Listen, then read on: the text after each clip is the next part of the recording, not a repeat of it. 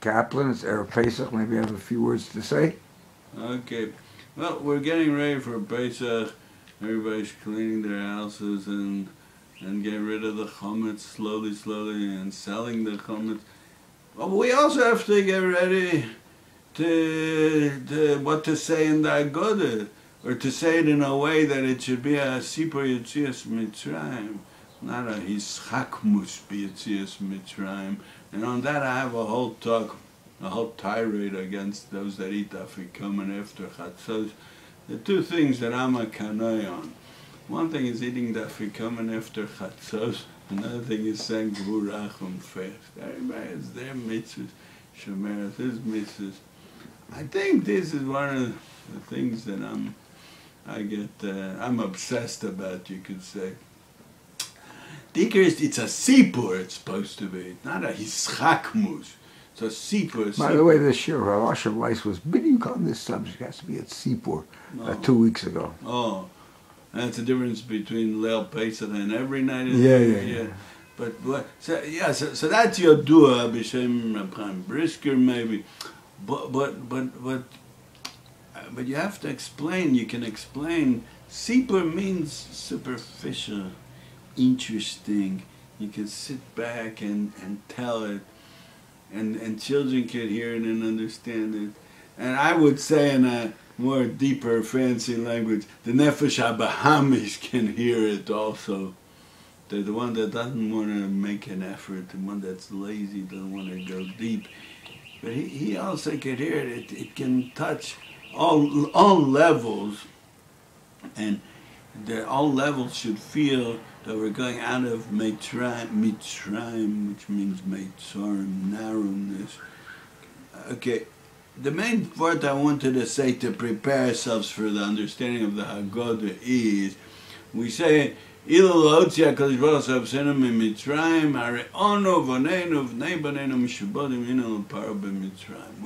be Meshubadim till today.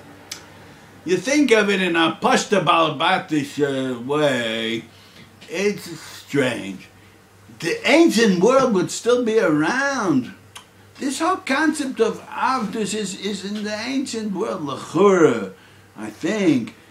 Nowadays, there's no more Avdus. We're modern, we're liberal, the world is open. There would still be such a thing, Avdus. Okay, you have places where there is such a thing maybe as Avdus, but a whole nation, and we're not primitive people, we're intelligent people, and we would still be Meshubadim. And obviously, I don't find any other way of understanding it, but to understand it means mentality. That's what it means. Doesn't matter. I always say like this: there's no difference between modern world and ancient world inside the person, which means like this. In the modern world, you have technology. You can press a few buttons and send a message. You can send a picture.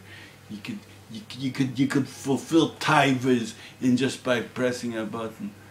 And you could send money from one country to the other through pressing a button. Like yesterday, somebody was telling me in Mechiras Chametz. You could do so many things just from pressing a button. You could do unbelievable things. But does the person feel any different? Simcha, atzvus, taiva, prishus. Did anything change in these things? And all this is made to serve these kochos, yeah? Why do you need money? Why do you have to wire money? To buy things, to have pleasure. Did pleasure change? No. It's the same pleasure, the same primitive taivas like it was 3,000 years ago. Meshubadim ayenu leparo b'Mitzrayim. We would have that mentality of being Meshubed, which means we can't live without our desires, our taivas, taivas mammon, taivas noshim, taivas achila. Without this, Kavod, you said? Mamish, think what? Kavod. Taivas kavod. We would not be able to live. We would think that you can't be a person without all this. And Yetzias Mitzrayim made us new people made us a yitzia, that we are able to live without all this. And it's not only we're able, but we can also believe it. We have this emunah inside of us. The mentality is a mentality of chayris. We can't be b'chayris. But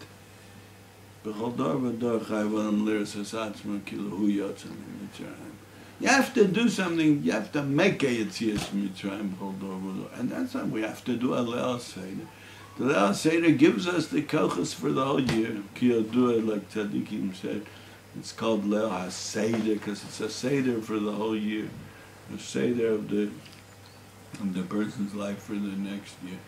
That it gives us the kochos that we can, if we want, we can break out of these things. We don't have to be tied to all these lower parts of us. Now, it's Yodua, what everybody says, B'Shem Da'arizah. I think it's B'Shem Da'arizah, that the clouds were in Memtes Sharei Tuma, the lowest place of Tuma. And if they would have stayed a little bit more, they would have sank into the Shar Hanun of Tuma. They would never be able to get out. Now, we used to sing this over, and everybody says it over. It's a famous memory. And I never saw anybody that should ask the question, if Hashem can take you out of Memtes, can he take you out of Nun? And it sounds childish, maybe, the question. But what do you answer on it, is the point. Dafka, sometimes, I know somebody that when he asks a kasha, it takes him 5 minutes to explain the kasha. If you have to be such a philosopher to explain the question, there's something wrong with the question. It's not such a question. Because you have to explain it until sometimes I don't even understand what he's asking. That a question is always so simple, like 1 line or 2 lines. Mazeh. Mazeh, yeah. Moed, even the Chacham, it's only 1 line. Moed is one. Oh, very nice. Rabbi Kiveger asks a kasha, does he talk so much? I feel if he's cheshbing this and this, so it's 3 lines, 4 lines, but that's all. Now, the simple kasha is, Hashem, the gula is a lamal min hateva anyway. The whole gulas Mitzrayim is lamal min hateva, as the Ramban, the famous Ramban in the end of Parshas Bo. That the whole concept of lamal min hateva, we draw from Yetzias Mitzrayim, we get it from Yetzias Mitzrayim. And from then on, we are able to believe that there's such a thing as lamal min hateva. And the Ramban adds, Hashem doesn't have to always do nisim to show every Rosh of a kofar that he runs the teva. He showed it once and finished. And from there we believe. Now, the lamal min hateva can't be showed over Shar Hanun of Tumah. It says the Radziner in the Sefer Sod Yesharim, in Yonei Shabbos HaGodol Os Gimel. It says like this. Of course, mitzad Hashem, he could take us out from any place. But there's a certain, Hashem created a world that from our side, the way we look at things, the way we understand things, so there's a gavul till how much a person remembers himself and when he doesn't remember himself. Which means like this. L'moshel, somebody went to sleep. So he's in a deep sleep. He forgot it. He doesn't know him. He's not conscious. You can't say he knows himself. He doesn't know anything when he's sleeping. When he wakes up, again, he remembers it that, oh, I'm the same person that fell asleep. Not like that story in Chalm that the one said, who you are, I know, but who am I? There's a story like that. A person, this is mamish pasha, that, yeah, right, but we need it. It's a building block for the idea we're saying. A person remembers who he is. Now, a person, it could happen theoretically that a certain place in the brain gets damaged, and he doesn't remember who he is. He could say, I'm somebody else. He can forget everything. Like nothing. You really can't take anything for granted. That means every koach is a bria from Hashem. Baruch Hashem, Ani Noshem. Right. The fact that person knows himself, it's also a bri, it's a koach. There must be that there's some place in the brain that, and from there comes out this idea that he knows himself. Says the rest. How did I say to Shabtai Horowitz once, what a schus you have living next to the kotel in the old city. So yeah, and he was a very deep person of Shabtai Horowitz. Zecher Tzaddik Levracha. He turned to me and said, everything is a big schus. Very good. Very beautiful. So the pshat is, the person remembers, says the Radziner, that the Teva was created with a certain limitation, that once a person reaches a certain point of forgetfulness, he forgets himself. Ledugma, when there'll be Tchias HaMeisim, who says we'll remember ourselves, who we are, who am I? Maybe we'll get up and we'll say, who am I? What's my name? There's a Gemara in the beginning of Perek Chelik that says all the Bali Mumin, b'muman amdim umisrapim. Somebody was, whatever, he had a mum, he had some physical, how do you say it, a physical something wrong with him. So he will get up.